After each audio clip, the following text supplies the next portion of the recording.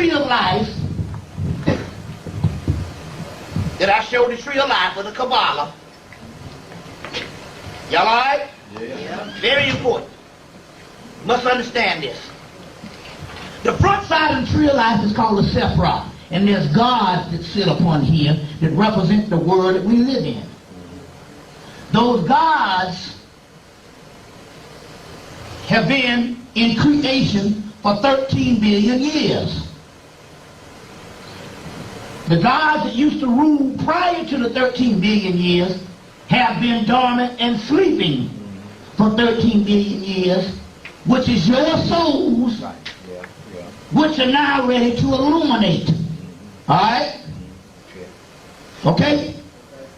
These gods are dying, except the women gods. They're the Alpha and the Omega. The goddesses don't ever do shit. They ain't going to goddamn place. You can hang that shit up. They are in the beginning, they'll be in the end.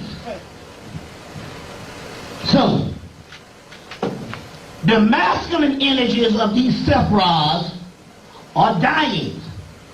The government wants an extension in order for these gods to live. I'll give you the crux of what the war is about. These gods need human sacrifice. Birds, chickens, and frogs won't do. They have to have human sacrifice, and they have to have melanin sacrifice. So to give these gods an extension so that they can live, because they were dying out, they're called a demiurge, they go to Rwanda and kill 800,000 Africans to feed to the gods. It's in the book of Mahabharata. Every time the gods need feeding, they have a war down on the earth. They fight the war, they kill so many souls, and they eat that melanin energy, and the gods get revitalized. It's in the movie The Dark Crystal. When they took the essence out, and he was revitalized for a minute, but they were so old he just went back down. They just dried back up.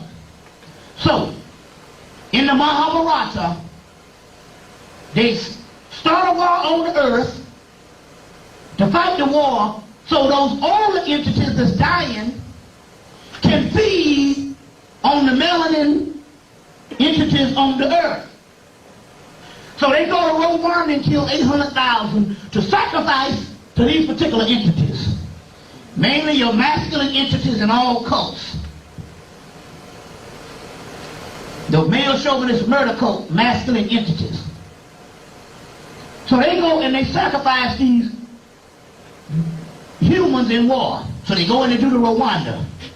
Unfortunately, it didn't work because those are intercontinental Africans, and the energy that these gods need to survive, or wouldn't even survive, they're so old now till it don't matter, it's got to be souls that were mixed with all portions of the indigenous Africans, which are the Africans in the Western Hemisphere, especially the ones in America that has every African nation in their bloodline.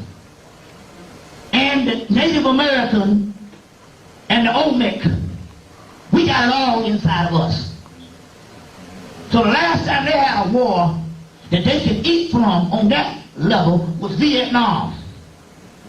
So the key was they needed to send the Africans or the black people or the indigenous people or the Moors from America, who that they can be sure it's got all the bloodlines up in them, because we got some of everything up in us.